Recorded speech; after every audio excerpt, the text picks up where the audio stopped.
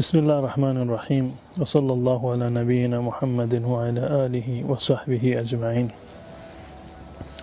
یکی از کارهای خیلی ساده‌ای که رسول الله صلی الله علیه و سلم به ما معرفی کردن برای ورود به بهشت تلاوت آیت الکرسی هست بعد از هر نماز.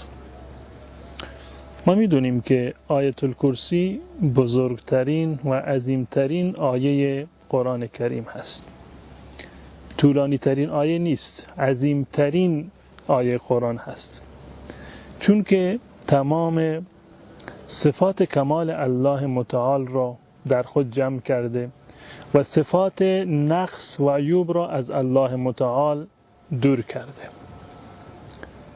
چون که محتوایش در مورد صفات کمال و جلال الله متعال هست، عظیمترین آیه در قرآن کریم هست.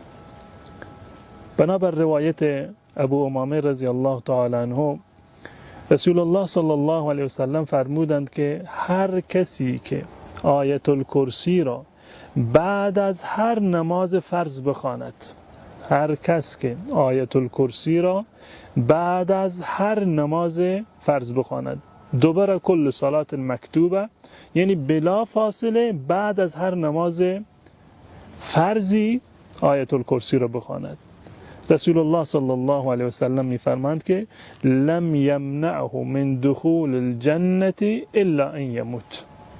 چیزی مانع ورود به بهشت نیست برایش جز این که بمیرد، یعنی به محض این که بمیرد وارد بهشت می شود.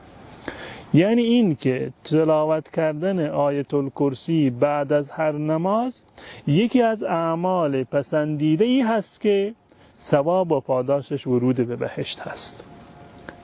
ما که خواهان بهشت هستیم، می خواهیم که تضمین‌های زیادی رو داشته باشیم. یکی از تضمین‌ها این حدیث رسول الله صلی الله علیه وسلم هست در سنن نسائی که بسیار از علما مانند شیخ البانی رحمت الله علیه این را صحیح دانستند. پس بنابراین آیت الکرسی را جز اوراد خودمون قرار بدهیم که بعد از هر نمازی حتما این را انشاءالله بخوانیم. از ما وقتی را نمیگیرد، اما در مقابلش این فضیلت رو و این ثواب بسیار بزرگ رو الله متعال به من و شما انشاءالله عنایت خواهد کرد. و صلی الله علی نبینا محمد و علی آله و صحبه اجمعین.